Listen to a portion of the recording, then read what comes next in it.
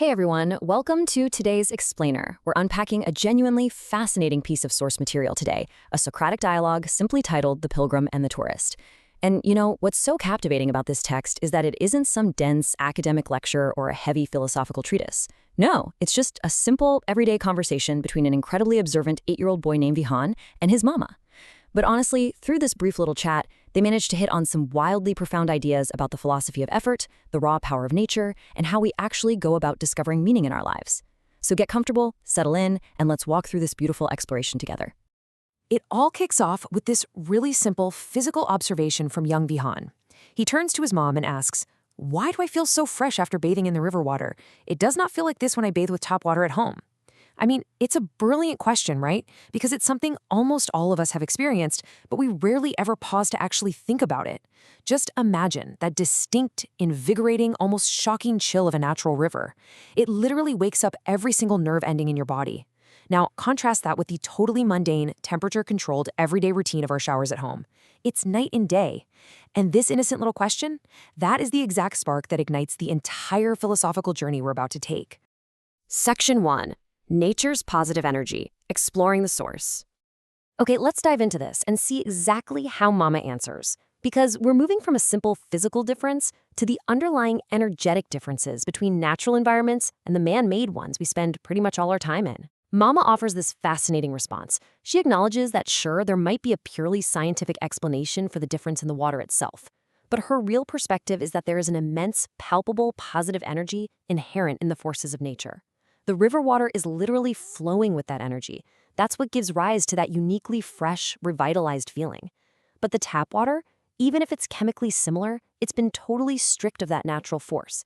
By the time it's piped into our homes through miles and miles of metal and plastic, it's completely lost that essential natural vitality along the way. Section 2. Finding the Divine, the Geography of Worship.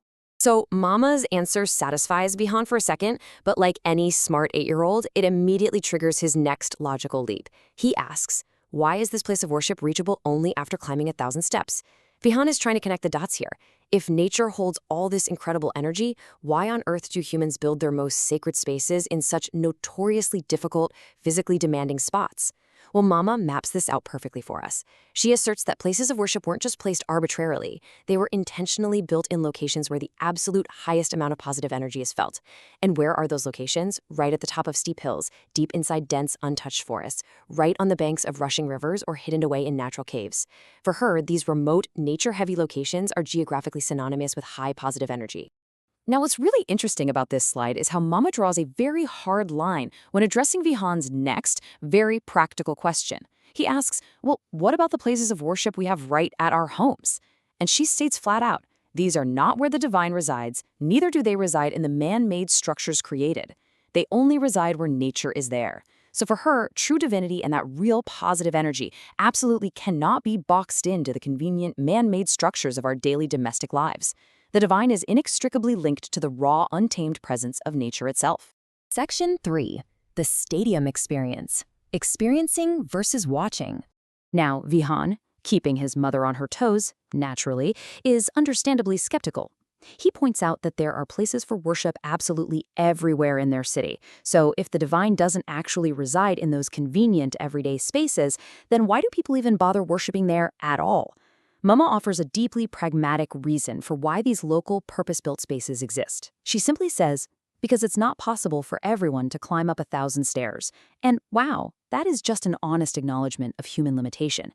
Yes, those local spaces are created for the purpose of worship, but they are a concession to convenience. They exist primarily because the real journey to those remote, natural locations is super arduous. Let's be real, not everyone has the physical ability, the time, or the resources to make that kind of epic trek. To help Vihan really grasp this somewhat abstract concept, Mama compares it to cricket, and Vihan beautifully anchors the idea with his own memory. Think about being at the stadium. When you're actually there, the event is happening right in front of you. You can literally feel the palpable energy of the crowd, the roar of the fans, the pure intensity of the game. Now compare that to the TV. Sure, you can still sit and watch the match, but the match isn't actually happening in your living room. You are just a spectator to a broadcast. And as Vihan correctly notes, that raw electric energy, it's completely missing. So a local shrine is basically the TV. The remote hilltop is the stadium. Section 4. Pilgrim versus tourist. The ultimate choice. Having established this profound difference between actually experiencing the source and merely observing a recreation, Mama turns the philosophical concept into a direct personal challenge for Vihan. She looks at him and asks, "So, will you climb the 1,000 steps?" But Vihan notices an alternative. He sees a modern convenience nearby and asks, "Why not on the ropeway instead of the steps?" And this brilliantly illustrates the two diverging paths presented in the dialogue, perfectly summarizing the core conflict here. On one side, we have the 1,000 steps, the path of effort. By climbing, you feel the air, you experience the positive energy of nature, and you become what Mama calls the pilgrim. On the other side, we have the ropeway, representing modern convenience. You bypass the effort, you simply wait to be transported to the top, but in doing so, you entirely miss the energy of the ascent. This is the path of the tourist. Mama makes her core thesis crystal clear with this definition. A place where the divine resides is specifically meant for pilgrims. A pilgrim is entirely defined by the effort they exert and the journey they embrace. They literally earn the positive energy by feeling the air, confronting the physical elements, and pushing through the challenge. A tourist, on the flip side, just wants the destination without the demanding journey. Mama's romantic, effort-driven spirituality firmly, absolutely demands the path of the pilgrim. But, the story doesn't end with a neat, tidy agreement.